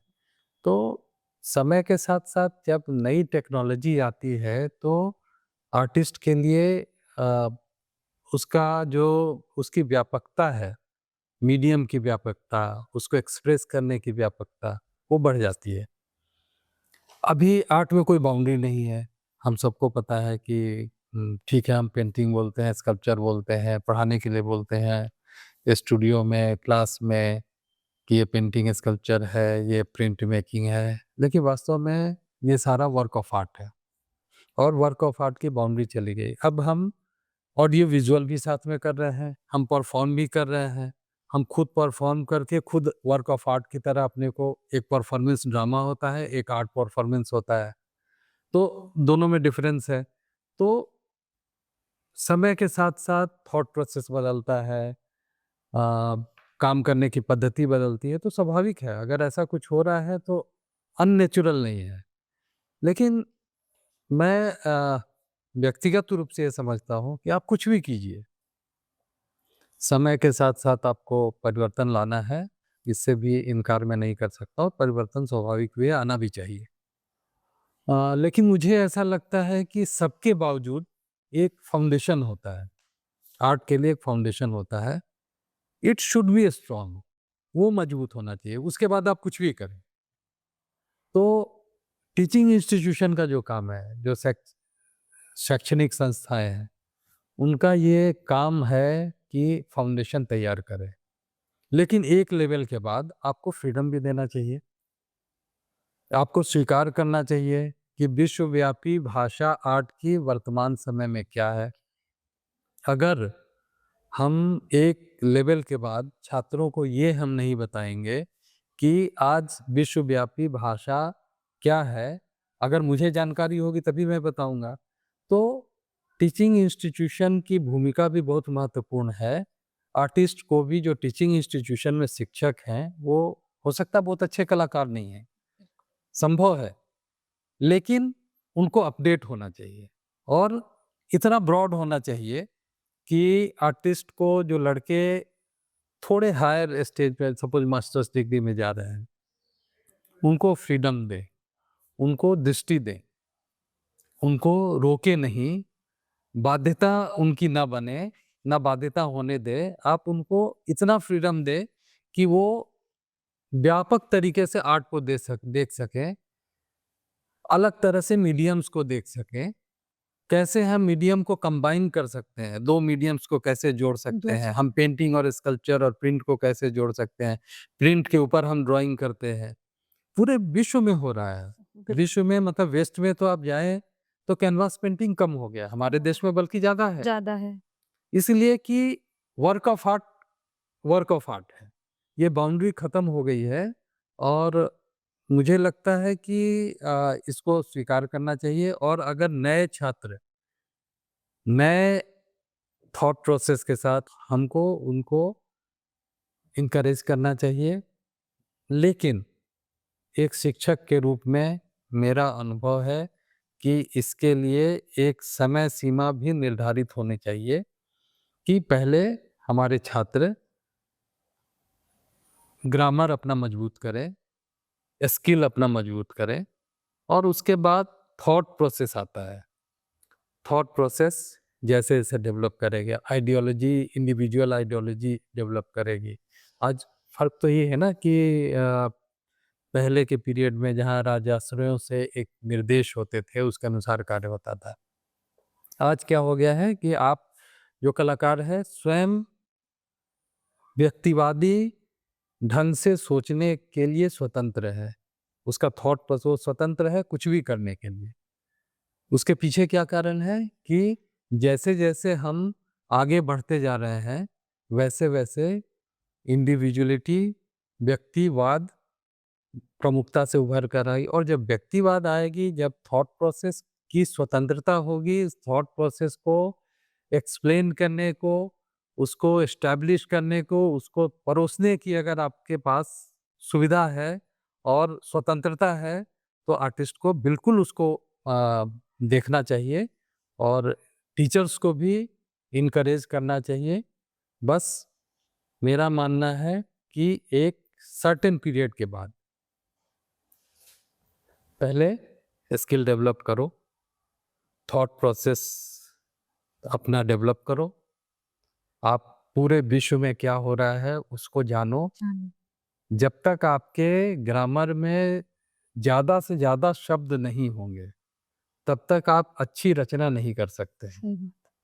तो शब्दों का ग्रामर डिक्शनरी आपकी जितनी बड़ी होगी, जितना ज़्यादा होराइजन होगा, जितना व्यापक रूप से आप पूरे वर्ल्ड के आर्ट को देखेंगे तो आपका जो माइंडसेट है वो विकसित होगा और जब विकसित होगा तो निश्चित रूप से ये बाध्यता माध्यम की ना बाध्यता होगी ना एक्सप्लोर करने की बाध्यता होगी, वो निश्चित रूप से करना चाहिए। मैं समझता हूँ कि अगर नए लोग इस तरह का ये कर रहे हैं, हम लोग की बाध्यता ये है, बाध्यता नहीं मतलब मैं तो समझता हूँ कि नए जो छात्र हैं, जो नए बच्चे आ रहे हैं ज़्यादा इनोवेटिव हैं, हमसे ज़्यादा इनोवेटिव हैं, मैं स्वीकार करता हूँ और बहुत नए-नए तरीके से सोचते हैं। हम जितनी तेज़ी से कंप्यूटर नहीं सीख पा रहे हैं, नहीं कर पा रहे हैं, आज नए बच्चे जो स्कूल भी नहीं जा रहे हैं, मोबाइल को का जो यूज़ है हमसे बेहतर कर ले रहे हैं। उसका कारण ये है कि नए बच्चों में नए बच्चे जो आ रहे हैं, नई टेक्नोलॉजी से ज़्यादा बेहतर तरीके से जुड़े हैं और वो उस टेक्नोलॉजी के साथ ग्रो कर रहे हैं। तो जब ग्रो कर रहे हैं, चीज़ का यूज़ कर रहे हैं तो उसको बिल्कुल स्वीकार करना चाहिए। यहाँ रिजिडिटी ना आर्ट इंस्टीट्यूशन में होनी चाहिए, ना एकेडमीज़ में होनी चाहिए, एकेडमीज़ को भी वो स्वीकार करनी चाहिए। अगर कोई जैसे अभी नेशनल एग्जीबिशन हो रहा है, तो एक होता है पेंटिंग, आपका कैटेगरी बना हुआ है, पेंटिंग, स्कल्पचर, फोटोग्राफी, इस तरह की चीज़ें। मैं समझता हूँ कि इसको ख़त्म करने की ज़रूरत है। जब आप नेशनल लेवल पर बात करते हैं, जब राष्ट्रीय प्रदर्शनी की बात करते हैं, तो आप वर्क ऑफ आर्ट बोलिए। बिल्कुल। आप फिर उसको बांधिए नहीं, क्योंकि पूरे विश्व में इसी दृष्टिकोण से कार्य हो रहा है। बिल्कुल। अब टेक्नोलॉजी को नेगेटिव ना लेके हम पॉजिटिव रूप में पॉजिटिव लें लें और उसका देखें उसको कि किस यूज़ तरह से करना यूज़ करना कितना महत्वपूर्ण है। महत्वपूर्ण है। तभी हम विश्व के स्तर पर अपने को स्थापित कर पाएँगे। जैसे आपके टाइम में इंटरनेट नहीं था, तो आप लोग जो बनाते थे, पुराने आर्टिस्ट से वो होते थे, इंस्पिरेशन लेते थे या खुद का कुछ बनाते थे। लेकिन आजकल के जो बच्चे हैं थोड़ा इंटरनेट से ज़्यादा ढूँढते हैं इधर-उधर से। अब यहाँ पे बैठे-बैठे हम इंटरनेशनल वर्क्स को देख सकते हैं। अब ऐसी इंटरनेट ने इतना हमें वो कर दिया, काबिल बना दिया है। तो आपको लगता है कि आजकल के बच्चों को ज़्यादा अपॉर्च्युनिटी मिली है, मतलब ज़्यादा फ़ायदा है इस चीज़ से? बिल्कुल है। पहले हमारे समय में जब मैं छात्र था तो हमारे लिए वर्क ऑफ आर्ट देखने के लिए केवल पुस्तकालय हुआ करते पुस्तकालय था, हाँ। और जितनी अच्छी पुस्तकालय है वहाँ पर नई किताबें आती थी, नए वर्क ऑफ आर्ट देखने का, इंटरनेशनल लेवल पर क्या हो रहा है वो देखने का अवसर होता था। छोटे इंस्टीट्यूशन में नहीं होता था, नहीं सुविधाएँ थी, नहीं सर। लेकिन जो बड़े इंस्टीट्यूशंस हैं, वहाँ पर वो सुविधाएँ होती थी। आज आप मोबाइल पर दूसरे देश में फ्रेंच बिनाले में क्या हो रहा है हाँ। आप देख सकते देख हैं। सकते हो, सही तो बात। जब यह अवसर है हमारे पास तो ये तो बहुत अच्छी बात है कि आप इसीलिए मैं बार-बार बोलता हूँ कि कला विश्वव्यापी है। हुँ। आप इंडियननेस आपके वर्क ऑफ आर्ट में नेचुरल वे में आता है कोई बात नहीं है। जैसे अभी क्या है एक बहुत महत्वपूर्ण हालाँकि मैं विषयांतर हो रहा हूँ। कंटेम्परेरी आर्टिस्ट हैं, वो मधुबनी पेंटिंग कर रहे हैं, सही बात। है ना? क्यों उसको मधुबनी पेंटिंग करने की आवश्यकता? मधुबनी के जो ट्रेडिशनल आर्टिस्ट हैं, अगर वो मधुबनी पेंटिंग करते हैं, वहाँ तक तो ठीक है। हुँ। क्योंकि वो उस जीवन के साथ जुड़े हुए हैं, उन्होंने जिया। जिया है और वो बचपन से देख रहे हैं और जो उसका स्पिरिट है, वो उनके भीतर है, वो कैरी करते हैं। कैरी कर रहे हैं। हुँ। लेकिन क्या हो रहा है कि चूँकि मधुबनी पेंटिंग बहुत फेमस हो गया हाँ, है, हाँ। विश्वव्यापी हो गया है, तो तो हम कंटेम्परेरी करेंगे। आर्टिस्ट हैं, हाँ। वो भी मधुबनी पेंटिंग के एलिमेंट को कर रहे हैं, लेकर कर रहे हैं। एलिमेंट को ही लेकर नहीं कर रहे हैं, बल्कि वो मधुबनी पेंटिंग भी कर रहे हैं। उससे क्या हो रहा है कि उन पेंटिंग में उसका एक्सपोज़र बेटर मिल रहा है जो गाँव में है, हाँ। जो शहर में होकर मधुबनी पेंटिंग कर रहा है, उसको एक्सपोज़र बेटर मिल रहा है। लेकिन क्या हो रहा है कि जो मधुबनी पेंटिंग की ये हर लोक कला के साथ है, केवल मधुबनी पेंटिंग का मैं उदाहरण दे रहा हूँ। हुँ। जो मूल आत्मा है, वो आत्मा तो खत्म हो जाती छूट जा रही है, है। छूट जाती है। हाँ, तो मूल आत्मा के साथ उसको जिंदा रखना चाहिए बिल्कुल, बिल्कुल। और उसका एक्सेप्टेंस समाज को नहीं करना चाहिए। अगर दिल्ली में बैठा कोई व्यक्ति, मधुबनी करना। मध्य प्रदेश का व्यक्ति जिसका कोई मिथिला का बैकग्राउंड नहीं है सही बात। और वो अगर मधुबनी पेंटिंग कर रहा है, तो निश्चित रूप से वो उसके साथ अन्याय कर रहा है और इसको एक्सेप्ट नहीं करना चाहिए। ये बहुत बिल्कुल, महत्वपूर्ण बिल्कुल। चीज़ है। हाँ। किसी भी लोक कला के साथ आप देखिए। तो लोक कला को लोक व्यक्तियों के लिए ही छोड़ा जाना चाहिए। व्यक्ति विशेष के लिए। हाँ, बिल्कुल जो उस समाज के साथ जी रहा है, जिस उस धारा के साथ जुड़ा हुआ है, वो वर्क ऑफ आर्ट उसी को करना चाहिए, तभी उसकी मूल आत्मा उसमें रह पाएगी। नहीं तो मूल आत्मा कहीं है, केवल शरीर लेकर केवल उसका वस्त्र आपको दिखाई हाँ, देगा। एलिमेंट्स के साथ हम एलिमेंट्स के खेल साथ रहे हैं। आप सही जा रहे हैं, एलिमेंट्स के साथ खेल रहे हैं, लेकिन आत्मा तो वहाँ है, सही बात। जिन्होंने जिया है। तो इसका मतलब ये है कि अगर कोई फ़ोक आर्ट करना चाहता है, तो हुँ। पहले उस जगह पे जाए, उस जीवन को जिए थोड़ा। नहीं, नहीं, बिल्कुल नहीं। मैं इससे बिल्कुल नहीं सहमत हूँ कि फ़ोक आर्ट करना चाहता हो। हाँ, अच्छा। मैं बिल्कुल इस बात से सहमत नहीं हूँ कि फ़ोक आर्ट आपको करने की आवश्यकता क्या है? आवश्यकता तो उस व्यक्ति को जो है, उस व्यक्ति को है जो उस समाज से आ रहा है। आ रहा है। वो तो स्वतः आएगा ना, वो स्वतः आएगा। आप फ़ोक आर्ट करने के लिए आप फ़ोक आर्ट नहीं कीजिए। हाँ, वो वो तो स्वतः स्फूर्त कला है। जैसे हमारे रिचुअल्स होते हैं, बिल्कुल। शादी-ब्याह में, हर घर में, हर पूरे देश में होते हैं। तो उसमें कुछ कोहबर बनता है या हाँ, कुछ कोहबर बनता है, उसके लिए हर जगह के अलग-अलग ड्राइंग होती ड्राइंग होती है। है। तो वो वहाँ की महिलाएँ करती हैं। आप दिल्ली में बैठकर मधुबनी पेंटिंग कर रहे हैं, लंदन में बैठकर मधुबनी पेंटिंग कर रहे हैं और आपका सेल भी हो रहा है, आप प्रभावित कर पा रहे हैं, मधुबनी पेंटिंग के नाम से आप अपने को अपलिफ्ट कर रहे हैं, लेकिन आप अपलिफ्ट कर रहे हैं अपने आप को। मधुबनी उस पेंटिंग का आर्ट तो वर्क को नहीं। मधुबनी पेंटिंग का तो ह्रास हो रहा है ना, सही उसका तो नुकसान हो रहा है, उसकी आत्मा चली जा रही है। किसी भी फ़ोक आर्ट के साथ ये अन्याय नहीं होना चाहिए और उसको शासकीय स्तर पर, एकेडमीज़ के स्तर पर इसको एनकरेज नहीं करना नहीं चाहिए। करना चाहिए। अगर एनकरेज करेंगे तो उस कला की तो मूल आत्मा धीरे-धीरे समाप्त हो समाप्त जाएगी। हो जाएगी। वो फिर शहर की कला हो जाएगी। एलिमेंट यूज़ कर सकते हैं, ठीक है, आप उसके तकनीक को यूज़ करें, लेकिन तकनीक को यूज़ करके जैसे एक आर्टिस्ट है मधुबनी का, बॉर्न एंड ब्रॉट अप है, बड़ौदा में पढ़ता था, संतोष कुमार उसका नाम है, मिथिला का ही रहने वाला था। मुझे याद है कि 90 की मैं बात बता रहा हूँ, 1990 में मधुबनी पेंटिंग में कंटेम्परेरी एलिमेंट लेकर वो काम करता था। अरे वाह! वो अपना फ़ॉर्म बनाया अपना उन्होंने। फॉर्म जैसे मधुबनी पेंटिंग के टेक्निक में उसने रेलवे स्टेशन बनाया। Oh wow! तो उसने एलिमेंट को यूज़ किया, लेकिन वो मधुबनी पेंटिंग नहीं बनाया। नहीं बना रहे, सही बात। तो इसको तो एक्सेप्ट हम कर सकते हैं, लेकिन जो लोग इसको यूज़ कर रहे हैं, उससे नुकसान हो रहा है। हमारे ट्रेडिशन को, हमारे फ़ोक आर्ट को बहुत ज़्यादा नुकसान हो रहा है। चलिए सर, बहुत अच्छी जानकारी मिली। मेरा जो नज़रिया इसको देखने का थोड़ा बदल गया। आपसे बात करने के बाद। सर हम जानते हैं कि आप एक प्रोफ़ेसर हैं, बहुत सालों से आप टीचिंग का काम कर रहे हैं। तो आपको क्या लगता है आर्ट इंस्टीट्यूशंस को किस तरीके से इवॉल्व होना चाहिए ताकि वो कल के आर्टिस्ट को तैयार कर सकें? देखिए, अभी वर्तमान समय में पूरे देश में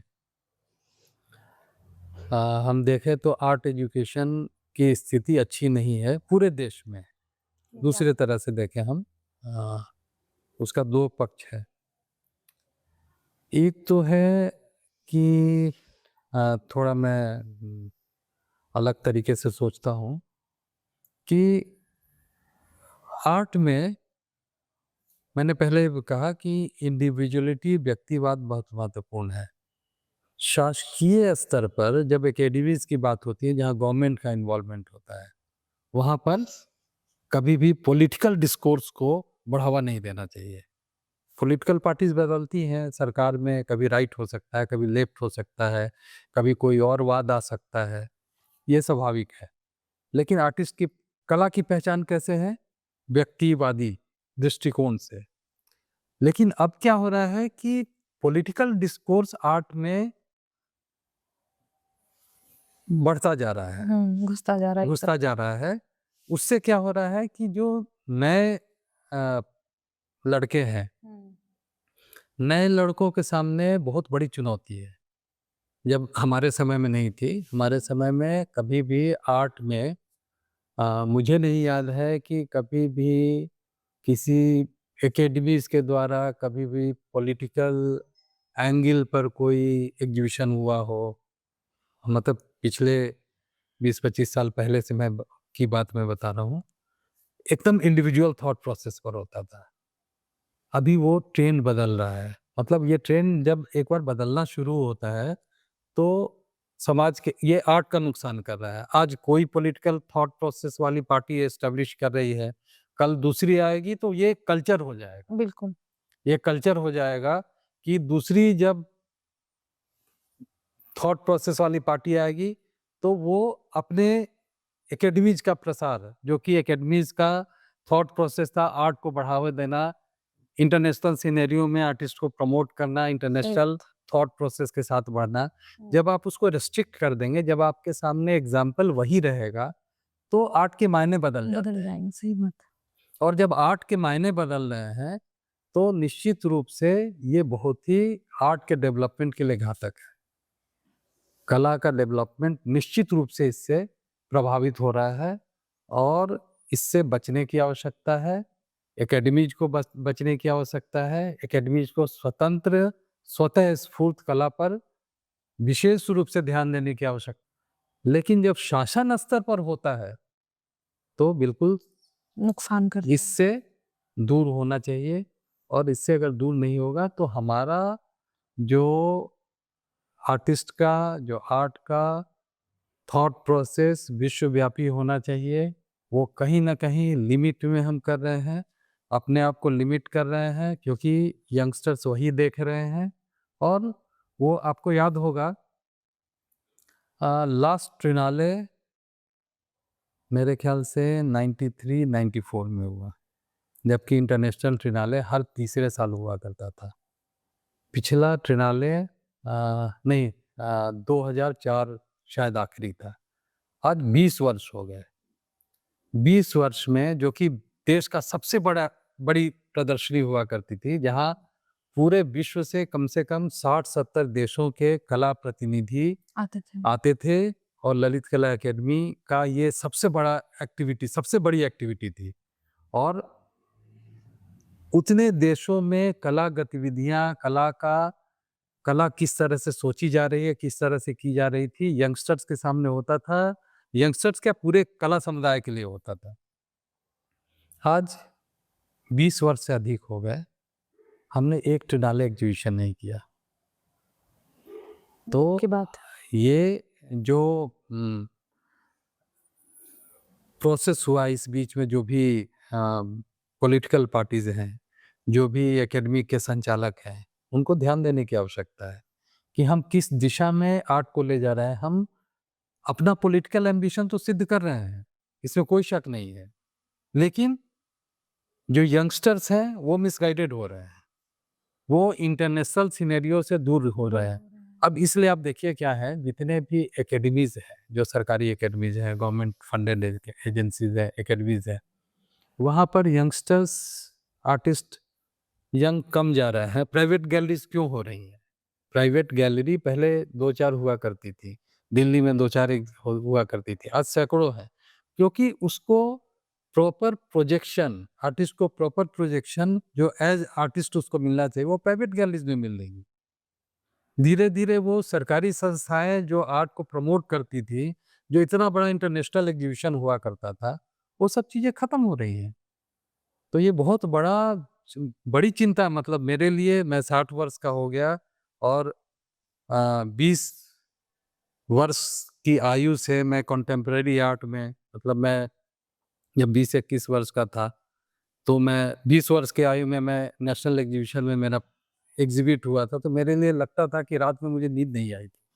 इतनी बड़ी एग्जीबिशन की मेरा एग्जिबिट हो गया 20 वर्ष के एज में, तो मुझे रात भर नींद नहीं आई, और उसका जो थ्रिल था वो आप कल्पना नहीं कर सकते हैं कि नेशनल एग्जीबिशन का क्या था। आज नेशनल एग्जीबिशन में कितने लोगों को अवार्ड मिलता, कितने लोगों को जानते हैं?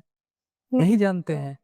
बिल्कुल। इसलिए कि उस एग्जीबिशन का जो स्तर था, उसकी जो स्वीकार्यता थी, वो आज नहीं रही। नहीं होने के कारण ये है कि इंटरनेशनल सिनेरियो में आप एकेडमीज को ही इंटरनेशनल सिनेरियो से बाहर कर दिए। जिस तरह की प्रदर्शनियां, जिस तरह के कैंप, जिस तरह की एक्टिविटीज हो रही हैं, ये कला के दृष्टिकोण से उचित नहीं है। कला की दृष्टि से मैं कहीं से भी इसको उचित नहीं मानता हूँ। जो शीर्षस्थ लोग बैठे हैं, किसी भी पॉलिटिकल पार्टी के, हर राज्यों में अलग-अलग पॉलिटिकल पार्टीज का भी दखल हो सकता है, लेकिन इससे बचने की ज़रूरत है। और ये इससे नहीं बचेंगे, ये बहुत महत्वपूर्ण प्रश्न है, और इस पर चिंतन की आवश्यकता है। इस पर अ, लोगों को विचार करने की आवश्यकता है कि आर्ट किस दिशा में एकेडमीज के थ्रू जा रही है। आर्टिस्ट तो अपना काम कर रहा है, जिनको काम करना है, जो इंटरनेशनल सिनेरियो में कर रहे हैं, वो इंटरनेशनली एस्टेब्लिश हैं। उनको कोई आवश्यकता नहीं, वो एकेडमीज की तरफ देख भी नहीं रहे हैं। अब उससे क्या हुआ है कि एकेडमीज में जो आ रहे हैं, वो मीडियोक्रिटी बढ़ रही है।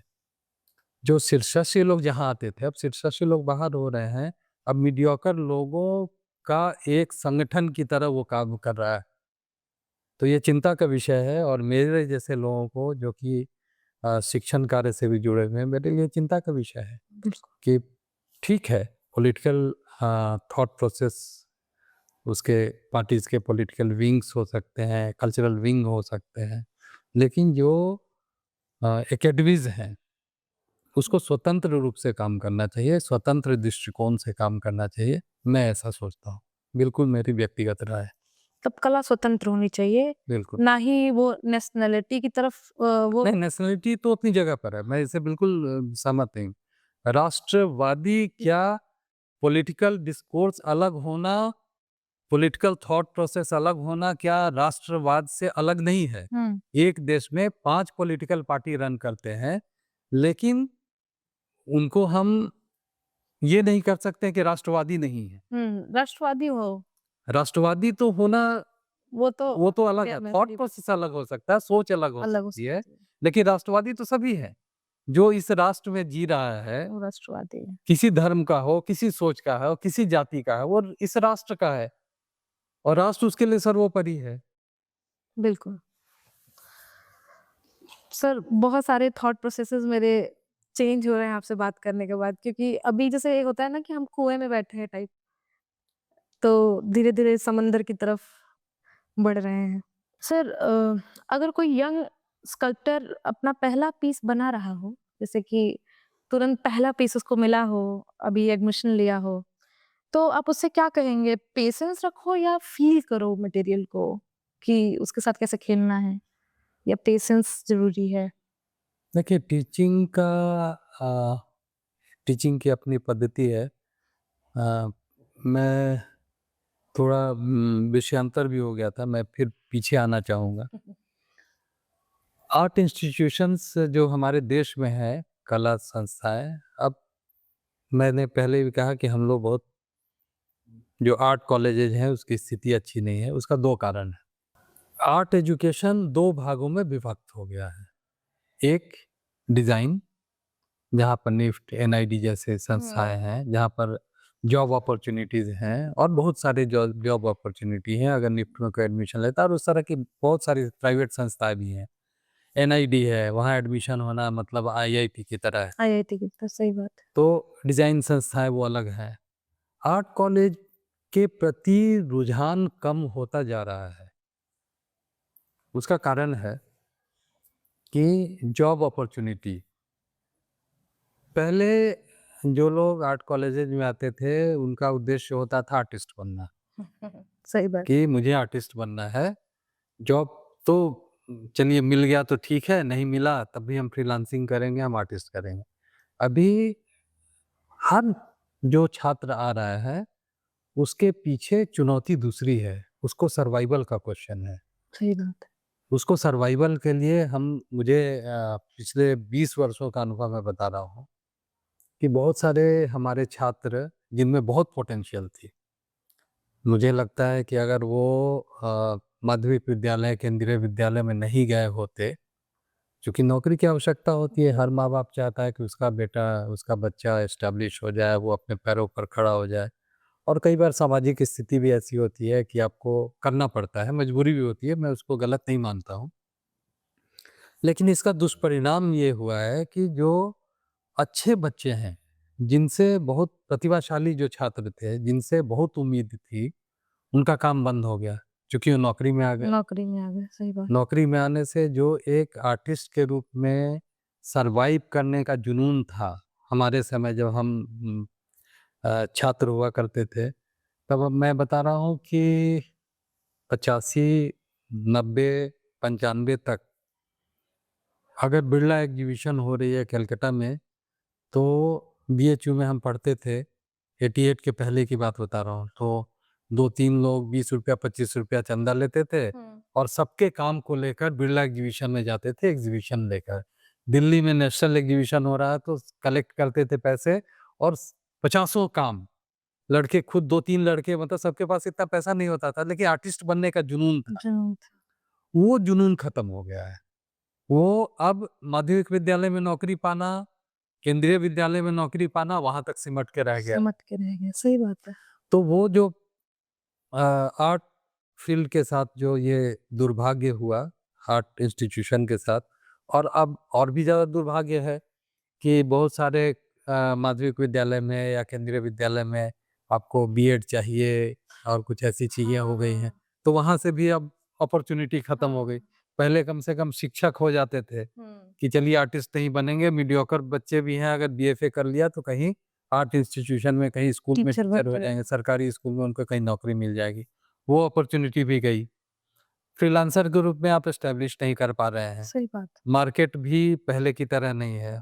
मार्केट में जो अभी नई जो अ, कई सारे जो राज्यों में कला कार्य हो रहे हैं, तो एजेंसीज को दे रहे हैं। पहले आर्टिस्टों को डायरेक्ट देते थे, डायरेक्ट देते थे। Direct start. कमीशन करते थे। तो अब क्या होता है कि कॉन्ट्रैक्टर होता है। कॉन्ट्रैक्टर वहाँ से, कॉन्ट्रैक्टर आपके फाइनेंशियल रूल्स हैं, उसके हिसाब से कॉन्ट्रैक्टर वहाँ पर एप्लीकेबल वही हो सकता है कि आपका इतना अगर फाइनेंशियल टर्नओवर होगा तभी आप अप्लाई कर सकते हैं।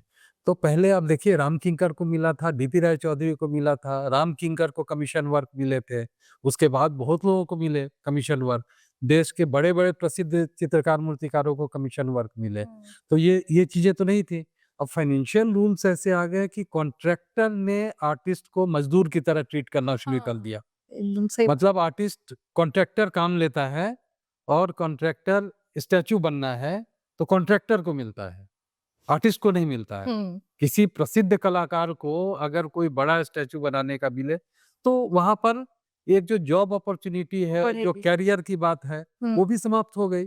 आपके फाइनेंशियल रूल्स ऐसे आ गए कि अब कलाकारों को नहीं मिलता, ठेकेदारों को मिलता है। अब कलाकार उनके यहाँ मजदूरी कर रहा है। तो दोनों प्रकार से देखिए तो आर्ट इंस्टीट्यूशन बुरे दौर से गुजर रहे हैं। सही बात। जहाँ एक तरफ डिजाइन स्कूल्स हैं, वो फल फूल रहे हैं, उनमें जॉब अपॉर्चुनिटी है, प्राइवेट जॉब अपॉर्चुनिटी है। जो सरकारी या जो बीएफए, एमएफए वाले जो इंस्टीट्यूशन थे हैं, वहाँ पर आर्टिस्ट बनने का, जो आर्टिस्ट जिसको बनना है वो फ्रीलांसिंग कर सकता था, लेकिन फिर एक सेकंड लाइन था कि आप स्कूल में जाकर नौकरी कर सकते हैं, वो अपॉर्चुनिटी भी आपकी खत्म हो खत्म गई। हो गई। फ्रीलांसिंग करने की अपॉर्चुनिटी खत्म हो गई, इसलिए कि वहाँ पर कॉन्ट्रैक्टर्स आ गए हैं। तो ये सब जो जो लोग शीर्षस्थ लोग हैं, इनको इन चीज़ों पर ध्यान देना चाहिए। बिल्कुल, बिल्कुल। बड़े-बड़े कॉन्ट्रैक्टर जो करोड़ों का, 100-100 करोड़ का काम कर रहे हैं, वो स्टैच्यू बना रहे हैं। और काम कौन कर रहा है? हमारे यहाँ के जो स्टूडेंट हैं, बीएफए, एमएफए पास कर रहे हैं, वहाँ उनके यहाँ मज़दूरी कर रहे हैं, डेली वेजेस। ₹1000 महीने पर काम कर रहे हैं, ₹1000 पर डे पर काम कर रहे हैं। एक जो दीवार पोतता है उसको ₹700 मिलता है, और एक एमएफए पास किया हुए छात्र को ₹1000 प्रतिदिन मिलता है, और वो काम कर रहा है। तो स्थिति तो दयनीय होती जा रही है। बहुत ज़्यादा। आपकी एक तरफ अपॉर्च्युनिटी घटती जा रही है, टीचिंग इंस्टीट्यूशन से, आर्ट इंस्टीट्यूशन से, चूँकि रेवेन्यू नहीं जनरेट हो रहा है। अब हर शासन में, हर प्रदेश में या हर टीचिंग इंस्टीट्यूशन के साथ एक बॉन्डिंग हो गई है कि आप सेल्फ सस्टेन होइए। आप अपनी अर्निंग स्वयं कीजिए। धीरे-धीरे सरकार का जो कि जो अपनी डायरेक्शंस हैं कि आप सेल्फ सस्टेन होइए, आप मार्केट का काम कीजिए, आप रेवेन्यू जनरेट कीजिए, आप ऐसा काम कीजिए कि आप कॉन्ट्रैक्ट लीजिए, आप रेवेन्यू जनरेट करिए। तो ये सारी परिस्थिति जो है वास्तव में चिंताजनक है, और आर्ट इंस्टीट्यूशन के लिए तो मुझे लगता है कि आने वाले 20 वर्ष जो हैं, वो धीरे-धीरे इतने संकट में आ जाएँगे, शायद आर्ट इंस्टीट्यूशंस बंद होने के कगार पर हो जाए। अब देखिए, जितने भी बड़े इंस्टीट्यूशन, लखनऊ आर्ट्स कॉलेज में बहुत मात्र 3 या 4 परमानेंट स्टाफ बचे हैं। जो लोग रिटायर हो रहे हैं, नए लोग नहीं, क्योंकि उपेक्षित है। जितने भी बड़े इंस्टीट्यूशन हैं, बड़ौदा जैसा इतना बड़ा इंस्टीट्यूशन, वहाँ एक प्रोफेसर नहीं है। यूजीसी के ऐसे रूल्स आ गए हैं, आर्टिस्ट को पीएचडी करना महत्वपूर्ण है, उसका कलाकार होना महत्वपूर्ण नहीं है। सही बात है। तो अच्छे कलाकार वो कलाकार बनना पसंद करेंगे, जो पीएचडी करेंगे वो निश्चित रूप से प्रैक्टिकली एक अच्छे आर्टिस्ट हो, कोई आवश्यक नहीं है। मैं नहीं बोलता हूँ कि पीएचडी वाले आर्टिस्ट नहीं होंगे, लेकिन जो हमारे समय बड़े-बड़े आर्टिस्ट होते थे, वो तो प्रोफेसर थे, उन्होंने पीएचडी गाइड किया है। हमारे टीचर्स जो हुआ करते थे, वो तो डिप्लोमा होल्डर थे, वो पीएचडी गाइड करते थे, और वो बहुत कैपेबल थे। कैपेबल थे। लेकिन यूजीसी ने भी इस तरह से पूरे आर्ट एजुकेशन को समझा नहीं, जनरल एजुकेशन की तरह उसको ट्रीट करना शुरू कर दिया। इससे क्या हो गया है कि आर्ट इंस्टीट्यूशन में अच्छे टीचर्स का अभाव है, अभाव हो गया है। प्रैक्टिसिंग आर्टिस्ट अब नहीं आ पा रहे हैं। वो लोग आ रहे हैं जो कि थ्योरेटिकली बहुत स्ट्रॉन्ग हो सकते हैं, लेकिन जो प्रैक्टिकल बिल्कुल नहीं जानते हैं, वो आपके शिक्षक हैं, तो आप प्रैक्टिकल ट्रेनिंग भी अच्छी नहीं दे पा रहे हैं। बिल्कुल, बिल्कुल। तो आर्ट इंस्टीट्यूशन के साथ बहुत बड़ा चैलेंज है, और इस चैलेंज को सरकार को, प्रशासन को, शीर्षस्थ स्थान पर जो लोग बैठे हैं, उनको देखना चाहिए। आर्ट इंस्टीट्यूशन को देखने का तरीका भिन्न होना चाहिए, बिल्कुल अलग होना चाहिए। अलग होना चाहिए। जिस तरह से देखा जा रहा है, इतने पेपर होंगे तब आपका प्रमोशन होगा, इतना पब्लिकेशन होना चाहिए। आप ये क्यों नहीं बोल रहे हैं कि इंटरनेशनल इतने एग्जीबिशन आपके होने चाहिए, इतने आपके नेशनल लेवल के एग्जीबिशन होने चाहिए, जो कि उसका मूल है, मूल रूप है, सही बात है। जिसके लिए जाना जाता है आर्ट। इतने पेंटिंग आपको साल में करने चाहिए। अगर ये क्राइटेरिया को परिवर्तित कर दिया गया होता, तो शायद आर्ट इंस्टीट्यूशन फलते-फूलते। फूलते-फूलते। लेकिन धीरे-धीरे जो डिटोरिएशन हो रहा है, उसमें दोनों चीज़ें हैं। एक तो यूजीसी का जो अपना उसका रेगुलेशन है, वो कहीं न कहीं बाधक बन रहा है। जो फाइनेंशियल रूल्स गवर्नमेंट के हैं, वो कहीं न कहीं बाधक बन रहे हैं। तो ऑन द होल पूरा सिनेरियो जो है, वो आर्टिस्ट के लिए, आर्ट इंस्टीट्यूशन के लिए बहुत प्रतिकूल है। सोचनीय है। सही बहुत बात है। प्रतिकूल है, और ऐसे मुझे लगता है कि जो स्थिति है, आने वाले 20 सालों में, 10 सालों में ही, मुझे तो लगता है 10 सालों में छात्र भी नहीं मिलेंगे, जब उसको कहीं अपॉर्चुनिटी नहीं मिलेगी, जब उसको कहीं नौकरी नहीं मिलेगी, कहीं वो अपने को जो फ्रीलांस भी स्थापित कर पा रहे हैं, वो भी नहीं करने की स्थिति बनेगी। बिल्कुल, बिल्कुल। तो धीरे-धीरे छात्र नहीं आएँगे, क्योंकि सबसे पहले जब बच्चा एडमिशन लेता है या उसके पेरेंट्स सबसे पहले जानना यही चाहते हैं कि इसका आउटकम क्या होगा। सही बात है। हमारा बच्चा जब 5 साल पढ़ेगा तो उसको कौन-सी नौकरी मिलेगी? स्वाभाविक है। तो अब आपके पास एकमात्र अपॉर्च्युनिटी है, जो फ्रीलांसर होकर आप सर्वाइव करें अपने क्रिएटिव वर्क बेचकर गैलरीज के थ्रू। उसमें केवल 2 या 3% ही कलाकार सफल होते हैं। 95% छात्र जो आर्ट कॉलेज के हैं वो नहीं बन सकते नहीं हैं। बन पाते हैं। उसके लिए जो स्किल चाहिए वो उनमें नहीं होता है। उसके लिए जो कैलिबर चाहिए सब में नहीं होता है। जो पोटेंशियल होता है सब में नहीं होता है। तो जॉब अपॉर्च्युनिटी खत्म हो गई, रोजी-रोटी की सुविधा खत्म हो गई। जो जॉब स्कूलों में जो छोटी-छोटी नौकरियां मिलती थी वो वो समाप्त खत्म हो हो गई। हुँ, फ्रीलांसर आप बन नहीं सकते हैं, कलाकार मजदूर बन सकते हैं। बिल्कुल। अगर इसके लिए कलाकार तैयार है तो आर्ट कॉलेज में जाएगा। तो धीरे-धीरे आर्ट इंस्टीट्यूशन अपने जो मूल स्वरूप है उसे धीरे-धीरे सही बात पीछे हटता जा रहा है और डिटोरेशन की तरफ हम लोग बढ़ते जा रहे हैं। सही कई तरह से डिटोरेशन हो रहा है। एकेडमीज़ की ओर से हो रहा है, टीचिंग इंस्टीट्यूशन की तरफ हो रहा है। जो रेगुलेशंस बने हैं आर्ट इंस्टीट्यूशन जिससे गवर्न हो रही हैं, उसकी वजह से हो रहा है। तो बहुत सारी समस्याएँ हैं और इन समस्याओं को कहीं न कहीं एड्रेस करना पड़ेगा और शीर्षस्थ लोगों को इस पर सोचना चाहिए कि देश में के इतने प्रमुख इंस्टीट्यूशन सोचिए आप चेन्नई को देख लीजिए, कोलकाता को देख लीजिए, लखनऊ आर्ट्स कॉलेज को देखिए जो कि शीर्षस्थ इंस्टीट्यूशन थे, उनकी हालत अभी क्या है? दयनीय है सर। ना उनको फिजिकल फैसिलिटीज मिल रही है, ना उनको प्रॉपर टीचर मिल रहे हैं। अगर टीचर मिल भी रहे हैं तो वो टीचर वैसे टीचर नहीं हो रहे हैं, वो टीचर प्रैक्टिकल गाइड करने की स्थिति में नहीं हो रहे हैं, वो प्रॉपर ट्रेंड आर्टिस्ट नहीं हो रहा है। तो ये समस्या है। एकेडमिक प्रभाव ज़्यादा है। एकेडमिक क्या आर्ट एकेडमी नहीं है, लेकिन एकेडमी हाँ। को समझने की आवश्यकता है। जो रेगुलेटरी बॉडीज हैं, यूजीसी है, एआईसीटीई है, उन रेगुलेटरीज बॉडीज को उसके कल्चर को, आर्ट के कल्चर को समझने की आवश्यकता है। उनको समझना पड़ेगा कि इसका डेवलपमेंट आखिर क्यों नहीं हो पा रहा क्यों है। नहीं हो पा रहा है, सही बात है। आखिर निफ्ट क्यों रन कर रहा है, निफ्ट में इतने-इतने लाखों बच्चे अपीयर हो रहे हैं, उनको एडमिशन नहीं मिल रहा है और आपके इंस्टीट्यूशन में पहले 1-2 आर्ट कॉलेज, इसी शहर में 5 आर्ट कॉलेजेस हो गए हैं। तो आपके बच्चों को अपॉर्च्युनिटी मिल रही है, एडमिशन की मिल रही है, लेकिन उनका आउटकम क्या हो रहा है, ये बच्चों को कुछ दिन के बाद उनके लिए तो बहुत धोखा हो रहा है। उनके पास कोई अपॉर्च्युनिटी है नहीं, रह नहीं बिल्कुल गई है। नहीं। धीरे-धीरे कम होती जा रही है, तो ये वास्तव में चिंता का विषय है। वो तो है सर।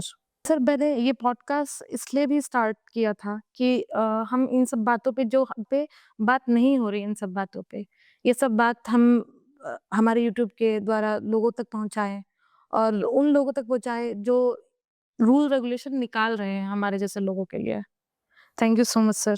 बहुत सेंसिटिव ये वो था। हाँ, बट मैं अंत में यही कहना चाहूँगा हाँ। कि ये जो मेरे विचार थे, पूर्णतः व्यक्तिगत थे व्यक्तिगत है।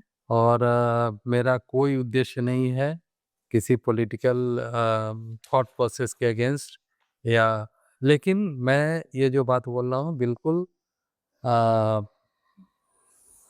अब व्यक्तिगत दृष्टिकोण के साथ अपने व्यक्तिगत अनुभव के आधार पर बोल रहा हूँ। हाँ, तो मुझे लगता है कि इन बातों पर विचार करने की आवश्यकता है, एकेडमीज़ को भी, रेगुलेटरी बॉडीज़ को भी और सरकार को भी, कि हाँ, जिस तरीके से ये आर्ट और आर्ट के साथ जो दृष्टिकोण है, उसको बदलने की आवश्यकता है। बिल्कुल। और अगर नहीं बदलेगा तो धीरे-धीरे देश में आर्ट एजुकेशन समाप्ति की ओर बढ़ रहा है। चंद गिने-चुने इंस्टीट्यूशन बच जाएँगे। सर्वाइवल का क्वेश्चन है, आर्टिस्ट के अस्तित्व का प्रश्न हो गया है। हम लोगों ने तो पूरी नौकरी कर ली, जीवन के एक बड़े अच्छे दिन हम लोगों ने देख लिए। चिंता उन बच्चों की हो रही है जो अब इस इंस्टीट्यूशन में पढ़ने आए हैं, उनके भविष्य के लिए वास्तव में मैं चिंतित हूँ। और अगर आपका यूट्यूब चैनल लोग देखें और मैं तो आशा करूँगा कि इस पर लोग विचार करें और ज़रूर प्रतिक्रिया व्यक्त करें। बिल्कुल। धन्यवाद। Thank you so much sir, दिल से धन्यवाद आपका। आपके वर्ड्स ने हमें ये समझाया कि स्कल्पचर सिर्फ एक शेप नहीं है, बल्कि आर्टिस्ट और काम के बीच में सोलफुल कनेक्शन है। आपका सफ़र हर उस आर्टिस्ट के लिए इंस्पिरेशन है जो आर्ट को साधना मानते हैं। दोस्तों, अगर ये कन्वर्सेशन आपको पसंद आई हो तो आर्टोपीडिया को सब्सक्राइब करें और शेयर करें उन सब के साथ जो आर्ट के जज्बात को महसूस करते हैं। मिलते हैं नेक्स्ट एपिसोड में एक नए आर्टिस्ट, एक नए नज़रिए के साथ। तब तक के लिए create with passion, curve with emotion और आर्ट के साथ जीते रहिए। धन्यवाद।